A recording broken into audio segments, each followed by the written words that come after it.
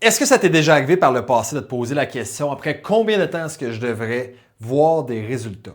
Si la réponse est oui, bien, je t'invite en fait à écouter cette vidéo parce qu'au courant des prochains instants, je vais te révéler exactement quelles sont les 5 étapes à travers lesquelles tu vas passer à ton processus de changement, de perte de poids si tu es un père de famille et surtout en fait pourquoi est-ce que tu dois rester patient et te rendre jusqu'à la 5e étape si tu souhaites qu'il y ait des changements qui vont durer à tout jamais. Si tu ne le savais pas déjà, mon nom c'est Caleb, je suis cofondateur des Super Dads et après avoir fait un bac, une maîtrise en kinésiologie, avoir travaillé avec plusieurs milliers de pères de famille, bien, j'ai pu voir en fait plusieurs erreurs et surtout plusieurs réussites que des pères ont fait pour devenir des super dads et guider leur famille jusqu'à la santé et l'épanouissement, tout en se débarrassant de leur surpoids. Puis aujourd'hui, ce que je veux faire, c'est que je veux t'éviter beaucoup d'erreurs que tu pourrais potentiellement faire. Une des erreurs, en fait, que je vois beaucoup trop souvent des pères de famille faire, c'est de se poser tellement de questions qu'ils tombent dans ce qu'on appelle la paralysie de l'analyse. On analyse tellement littéralement chacun des aspects de notre processus qu'on ne passe jamais à l'action, puis qu'on tombe paralysé dans un simple cercle vicieux de procrastination. Je me demande, est-ce que je devrais suivre telle stratégie alimentaire? Est-ce que je devrais m'entraîner à tel moment de la journée? Quel entraînement est-ce que je devrais faire? Sur quoi est-ce que je devrais me concentrer en premier? Que pendant ce temps-là, tout ce qui se passe, c'est que notre cerveau voit tout ça comme un nuage d'informations, puis parce qu'il n'y a pas assez de clarté, bien, il ne va juste pas passer à l'action. Puis toutes les excuses que tu as dans ton quotidien, le manque de temps, le manque d'énergie, le fait que tu as déjà essayé plusieurs fois par le passé puis que ça n'a jamais fonctionné, le fait que tu es occupé parce que tes enfants puis ta conjointe te demandent du temps puis tu dois remplir ton devoir de père, fait en sorte que tu te restes juste tout le temps à la même place. Puis souvent, le problème, c'est qu'on attend tellement longtemps que le temps qu'on a attendu, on aurait pu le passer à prendre des actions puis à avoir déjà des bénéfices. Puis souvent, c'est parce qu'on pense que les changements vont arriver dans plusieurs semaines, voire même plusieurs mois, parce qu'on s'est souvent par le passé fait dire, si tu as des changements qui sont trop rapides, tu perds du poids trop rapidement, tu vas juste le prendre plus rapidement. C'est complètement de la merde. On va se le dire. Je vais t'expliquer en fait par expérience, c'est pas parce qu'on vient créer un changement de poids ou une perte de poids, avoir des résultats rapides, qu'on va nécessairement en fait reculer en arrière, retourner en arrière aussi rapidement, c'est pas plus vite. Puis la raison, en fait, pourquoi est-ce que c'est vraiment une fausse croyance, quelque chose, un mensonge, puis un mythe qu'on t'a partagé, c'est que ce qui doit éviter, en fait, d'être trop rapide ou plutôt trop drastique, c'est les changements que tu vas venir faire dans ton quotidien.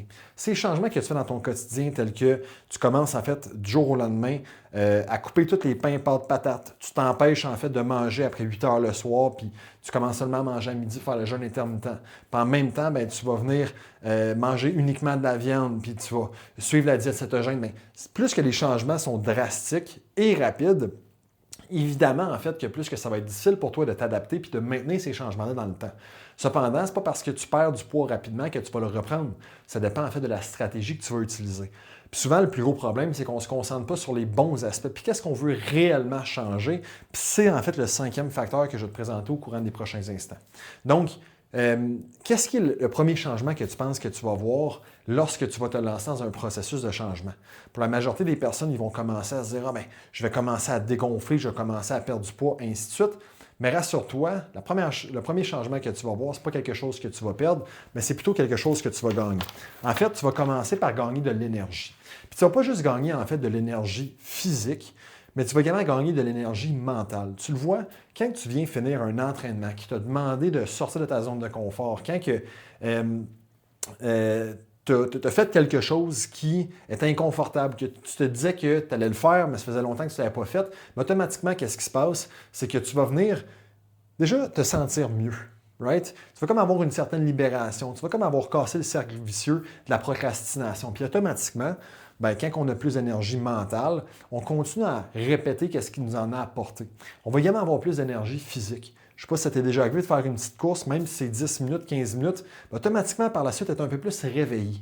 Tu avais comme l'impression d'être plus présent. Mais cette énergie physique-là, c'est simplement parce que ton système a commencé à carburer. Quand que ta voiture, en fait, il fait moins 30 à l'extérieur, puis tu la startes, c'est clairement qu'elle ne va pas rouler aussi bien que quand ça fait 15 minutes qu'elle roule à plein régime. C'est le même principe au niveau de ton niveau d'énergie, puis ça peut prendre littéralement une semaine à 2, voire même moins, dépendamment du niveau à laquelle tu vas être intense et rapide, et intentionnel surtout dans les actions que tu vas prendre. Le deuxième changement, en fait, que tu vas voir par la suite, c'est de venir développer de la fierté puis de la confiance en ce que tu es en train de faire.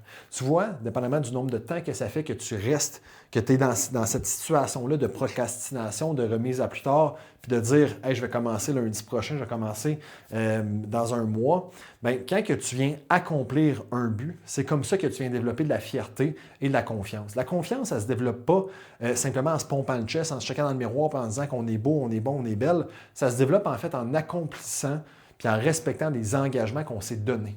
Donc, lorsque tu prends un engagement puis que tu le remplis, que tu l'accomplis, bien, c'est à ce moment-là que tu vas développer de la fierté, de la confiance. Et c'est ça qui va faire en sorte que tu vas développer un momentum.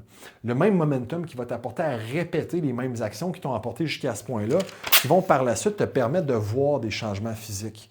Oui, ça se peut que tu aies déjà perdu des livres, en fait, dans les premières semaines. Cependant, c'est clairement pas un changement de composition corporelle, mais plutôt peut-être que tu as perdu de l'eau, que tu as sorti, en fait, ton glycogène dans ton muscle. À la fin de la journée, ce n'est pas un changement qui va se voir directement sur ta composition corporelle, même s'il se voit sur la balance. Mais après 4 semaines, 8 semaines, 12 semaines, c'est là qu'on va commencer à avoir des changements physiques. Puis les changements peuvent être non seulement sur le poids que tu pèses, mais également comment est-ce que tu te sens dans ton chandail, comment est-ce que tu te sens dans tes pantalons, quelle est ta composition corporelle. Okay?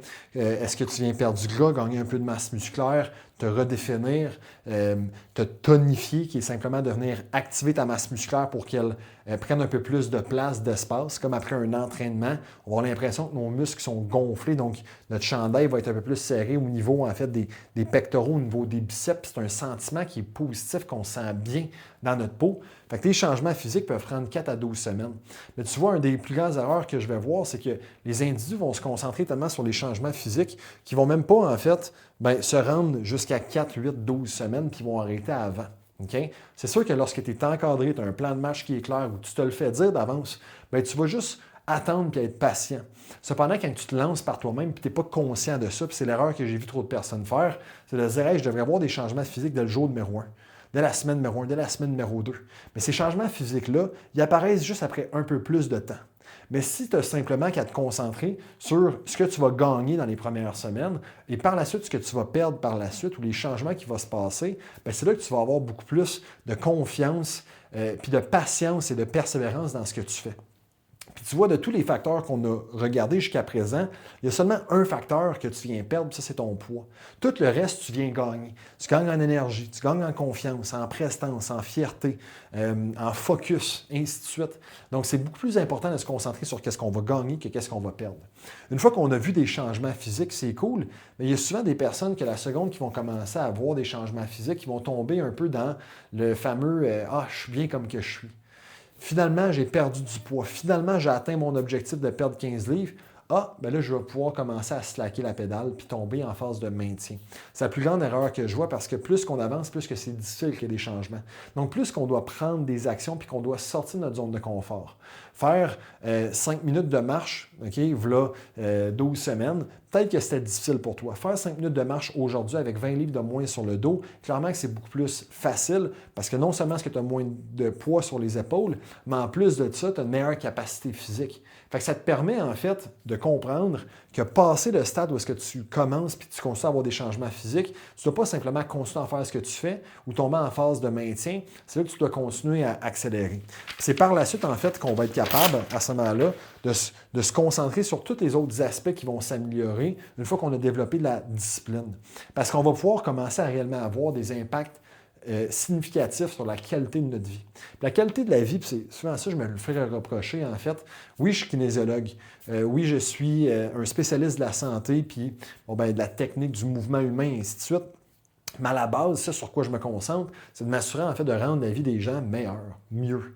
Puis c'est là, en fait, qu'on voit tous les bienfaits. Quand on voit, en fait, la capacité physique ou la condition physique, puis la composition corporelle dans un silo qui est indépendant de toutes les autres sphères de notre vie, on perd vraiment le focus de qu'est-ce qu'on veut réellement faire, qui est d'avoir une vie qui est juste meilleure, une meilleure qualité de vie.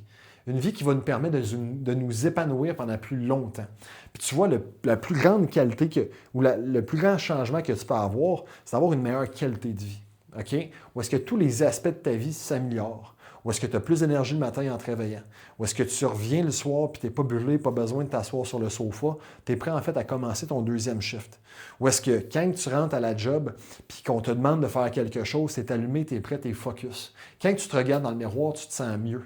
Il y a automatiquement en fait une amélioration de la qualité de ta vie. Puis par la suite, ça ne s'arrête pas juste là. Parce que ce qu'on peut voir ici, c'est que c'est des impacts positifs sur toi.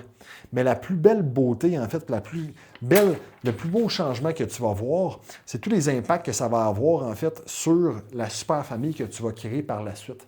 Parce que la manière que je le vois, c'est quand que tu deviens inspiré. Lorsque tu es une personne qui est inspirée parce que tu as vu tous les bénéfices que ça peut t'apporter de prendre soin de ta santé physique et mentale, bien, ce qui va se passer, c'est que tu vas devenir inspirant. Puis tes enfants vont commencer à te regarder, à te voir, puis à être curieux. Initialement, ils vont peut-être se poser des questions, dépendamment du nombre de temps que tu leur as.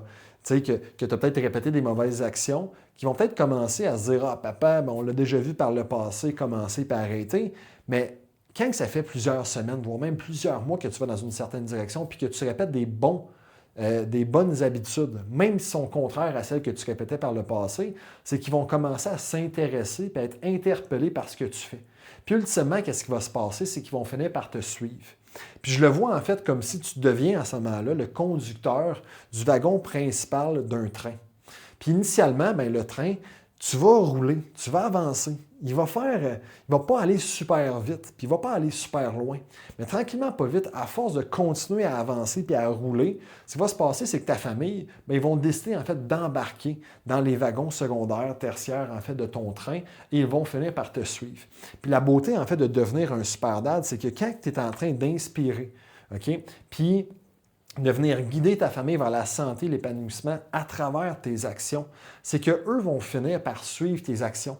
Puis que lorsque toi, tu vas être arrivé à un certain point dans ta vie où est-ce que tu vas être dans une saison un peu plus difficile, où est-ce que la motivation va être moins au rendez-vous, où est-ce que ça va être une dépression saisonnière, un déménagement, un changement d'emploi, un enfant qui est malade, puis tu vas avoir une adversité, un obstacle qui va rapporter toutes les excuses qui, par le passé, t'empêchaient de passer à l'action, bien à ce moment-là, si en fait tes enfants puis ta conjointe, partenaire sont en train en fait de te pousser parce qu'ils sont le wagon secondaire, tertiaire de ton train, puis toi, même si tu commences à mettre un peu moins d'intensité, d'effort et d'énergie dans la bonne direction, mais eux vont continuer à te pousser.